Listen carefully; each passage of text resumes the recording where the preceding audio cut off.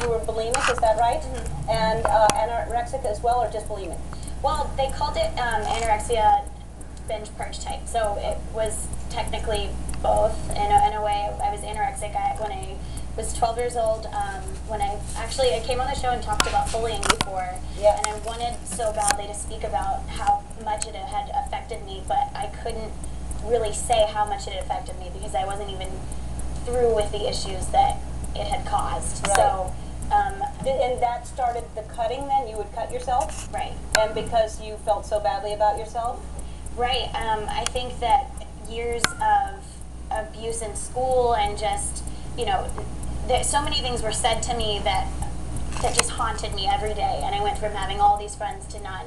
And that's the effects that bullying can have on you. And that's why I'm so adamant and outspoken about why it's so important to get the awareness out there that teen bullying can cause these issues. I struggled with cutting, with anorexia, basically bulimia, and were you drinking or doing drugs or anything like that? I would be lying to you if I said that I never experimented or self-medicated with drugs and alcohol. And people around you must have seen this going on, and everyone Right. just tried to prop you up and put you on stage so that everybody was making money. I mean, obviously, it was a brave thing for whatever happened to go into Mm-hmm. treatment because you were making money for a lot of people, and yet you inside were a mess. It was really difficult because on one side I had my family and my closest friends telling me, you need to go into treatment. And then I had the pressures of some people that didn't really care. Right.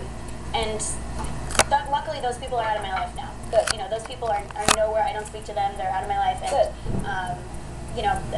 I am in such a good place now that I can definitely weed out those people in my life. If I send somebody that's coming into my team that doesn't care about me, they're out. You know what I mean? My health and my recovery comes first, and everyone on my team knows that.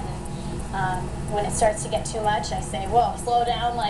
Good. I'm working way too much, and they'll slow it down. And that's very mature for someone who's 19 to say, "Whoa, slow down," because that's sort of the pace of this business anyway, much less at that age. And for you to actually to recognize, because I think you have to be healthy to recognize unhealthy. If you're unhealthy, you're just surrounded by unhealthy people, and you don't know any different because they're just they're kind of on the same page. Exactly, and that's why I'm so successful with manipulating the people around me with my addictions, and that's what happens when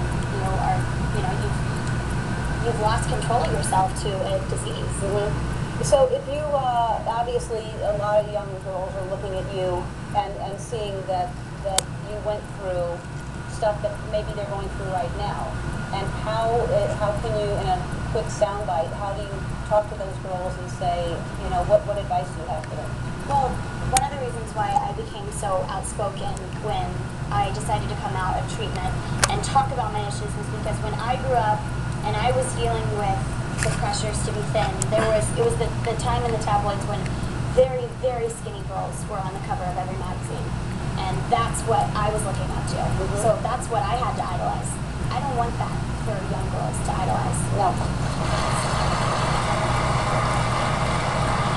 So Unhealthy. it is very unhealthy. And there was nobody out there for me to look at and say, you know what, maybe this is unhealthy. Maybe starving myself isn't the answer. So I want to be that for a 13-year-old girl at home deciding whether or not to eat dinner, or a 18-year-old girl deciding whether or not to keep her breakfast down. There needs to be a role model out there. And for the first time in my life, I actually feel like one. Good, good.